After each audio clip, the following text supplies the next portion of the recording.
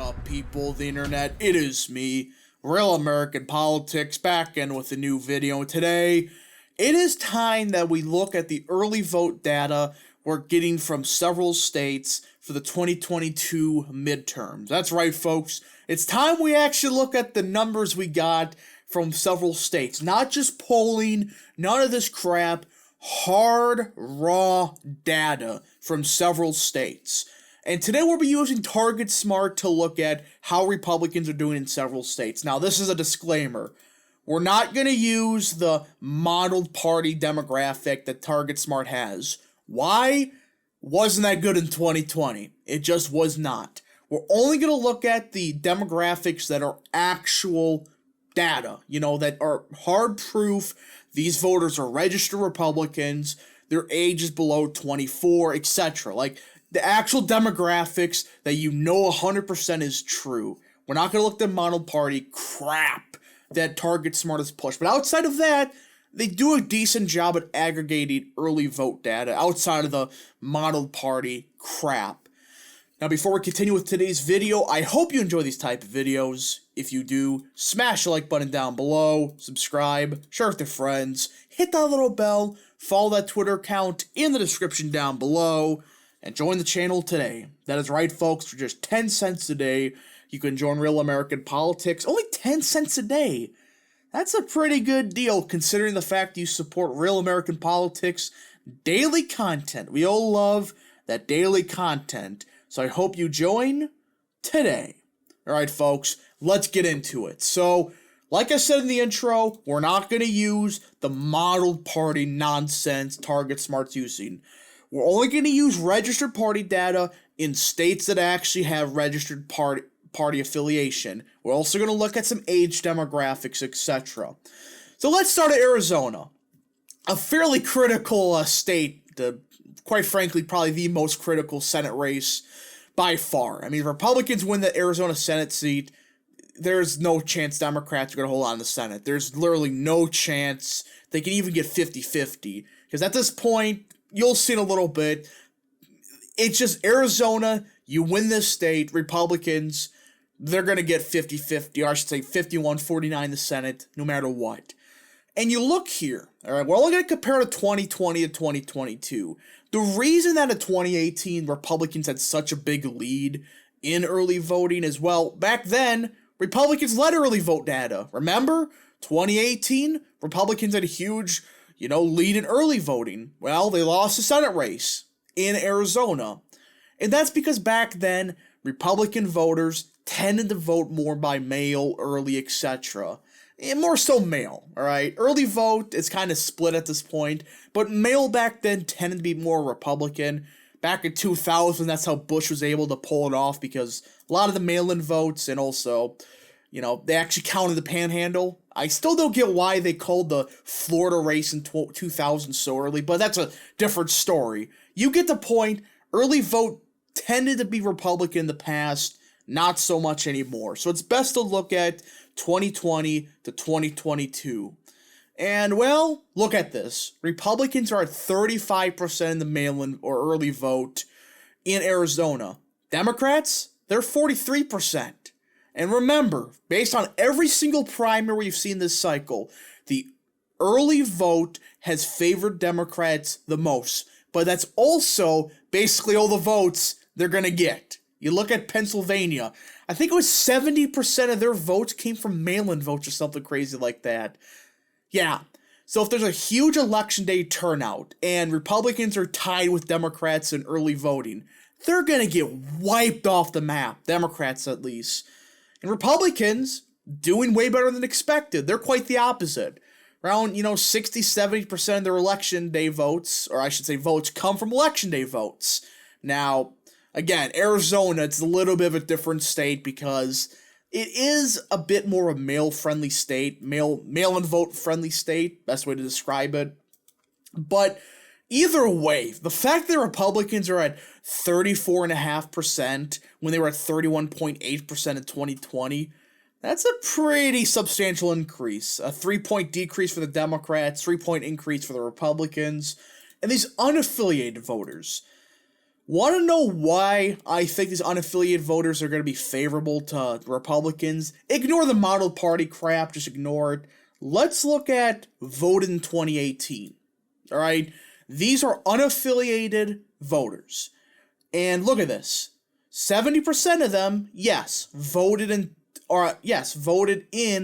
2018. But this 30% that did not vote in 2018. These voters, more than likely, are going to be heavily favorable to Republicans, while these 2018 yes voters, they're probably going to be a bit more Democrat. But again, this 30% is a substantial amount of the vote that voted in or did not vote in 2018. They're going to be more Republican, more conservative, etc. You look at race, 86% of the unaffiliated vote is Caucasian. Now, does that really matter? Arizona's one of those states where it could or couldn't. Age, mostly older voters, not a surprise. And you look at gender. Look at this. Males are 52.5% of unaffiliated voters in the state of Arizona.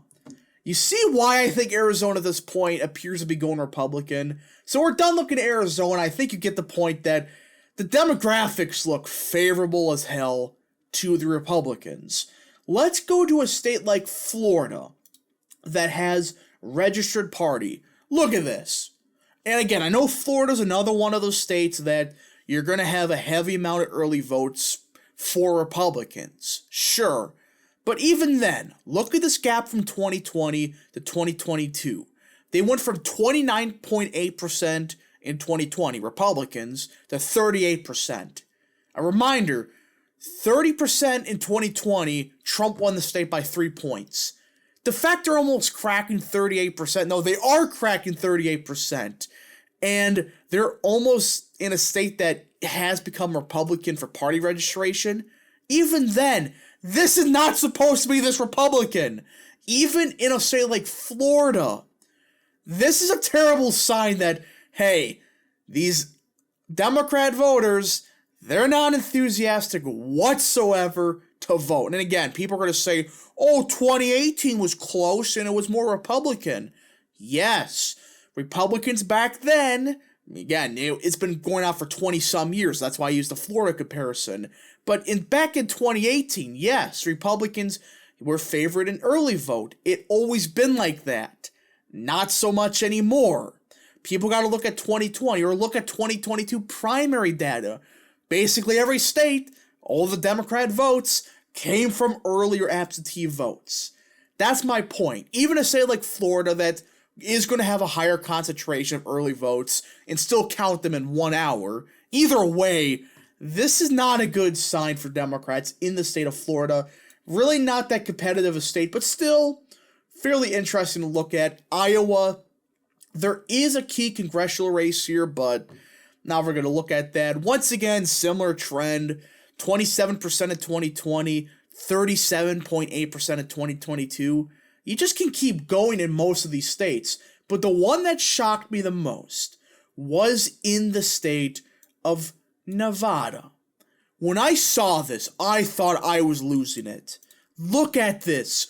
32.5% of the early vote in Nevada is Republican. Now, I know this is a small sample, but here is the big but. Let's go to Clark County. This is where Vegas is. This is my proof that, yeah, Democrats are not enthusiastic at all. While Republicans went up, and again, this is a small sample size, but still, there is a clear trend here. Republicans went up a little bit, while Democrats, they just collapsed. And as for these unaffiliated voters, we could probably look at how they are. They're 73% Caucasian. Let's see here. Vote in 2018, 81% of them did not vote in 2018.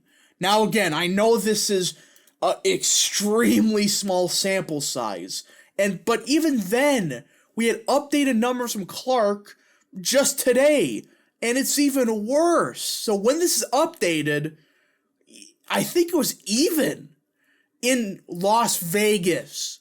Think about that, folks. In Las Vegas, Republicans are gaining significant amount of early votes in was one more Democrat parts of the country. In Nevada, which has been trending Republican, Clark County also, this is a sign that the trends we saw in 2020, we saw in 2016, they're continuing, even in a state like Nevada. And you can keep going. You go to North Carolina, 20.5% is Republican. When 2020, it was 24%. It just keeps going and going and going. And let's go to New Mexico, if they even have anything. This is the only one that does not look that good for Republicans. It's about the same as, well, this is actually what I expected nationally, but not as good as other states. I expect the Republicans to kind of go down compared to 2020, while Democrats went up. But even then, compared to the primaries we saw, and the fact this is this Democrat of a state party registration-wise, it's still kind of a disappointment for Democrats, I would say. I mean, seriously, again, most of the Democrat votes are coming from early votes. So you have to take that into account when you look at the early vote data in several states. But as you can tell, folks, it is not looking that good for Democrats early voting nationally. Republicans are at 16%, Democrats are 27%. That's not good. That is proof that there is no enthusiasm for the Democrats. While Republicans, who, by the way, they're not supposed to be voting early, they're voting early in higher amounts, percentage-wise, than back in 2020. So, with all this in mind, I think this is going to be a pretty big red wave, and this is indicating there is a legitimate shot of an R+8, R+9 generic ballot. I thought R+8 was the maximum. After seeing this, there's a legit shot Republicans have an R+9, maybe even R+10 generic ballot. I'm not saying that, but there is a shot here based on the data we have in several states and nationally. Anyways, folks, thank you so much for watching. If you did enjoy this video, smash the like button down below, subscribe, share it with your friends, hit that little bell, follow that Twitter account in the description down below, and join the channel today. Thank you so much for watching. We'll see you guys in the next video. Godspeed to all of you.